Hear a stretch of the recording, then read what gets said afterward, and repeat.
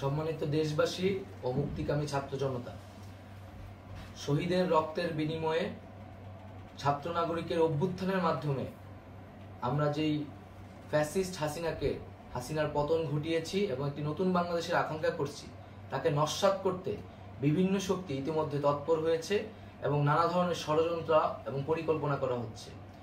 আমরা মুক্তিকামী ছাত্র জনতার পক্ষ থেকে স্পষ্টভাবে বলতে চাচ্ছি যে এই বাংলাদেশকে ফ্যাসিবাদী রেজিম থেকে মুক্ত করার জন্য এবং একটি নতুন বাংলাদেশ, জনগণের বাংলাদেশ প্রতিষ্ঠার জন্য সকল ধরনের ষড়যন্ত্রকে নস্যাৎ করার জন্য, প্রতিহত করার জন্য বাংলাদেশের ছাত্র জনতা কিন্তু সদা প্রস্তুত রয়েছে।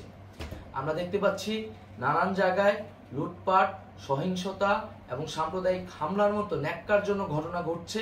আমরা এর তীব্র নিন্দা জানাচ্ছি এবং আমরা মুক্তিকামী ছাত্র জনতার প্রতি আহ্বান জানাচ্ছি যে এই ধরনের ঘটনাকে প্রতিহত করার জন্য আমাদেরকে প্রস্তুত থাকতে হবে, আমাদেরকে দায়িত্ব নিতে হবে। কেউ যাতে এই আন্দোলনকে নস্যাৎ করার জন্য এই ধরনের ঘটনা ঘটানোর সুযোগ না পায়, সেদিকে আমাদের সদা সতর্ক থাকতে হবে।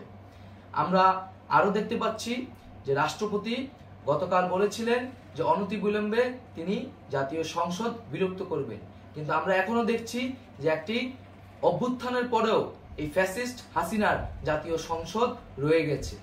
তাই আমরা ঘোষণা করছি যে আজ দুপুর ৩টার মধ্যে এই ফ্যাসিস্ট হাসিনার যে জাতীয় সংসদ, সেই সংসদের বিলুপ্তি ঘোষণা করতে হবে।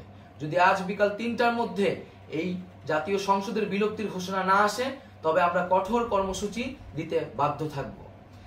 এছাড়া বন্ধুগণ, সবার জন্য আমরা জানাচ্ছি যে আমাদের যে অন্তর্বর্তীকালীন সরকারের কথা আমরা বলেছি, সেই সরকারের প্রধান উপদেষ্টার নাম আমরা ইতিমধ্যে ঘোষণা করেছি এবং এই সরকারের অন্যান্য উপদেষ্টা সহ সামগ্রিক রূপরেখা আমাদের প্রস্তুত রয়েছে।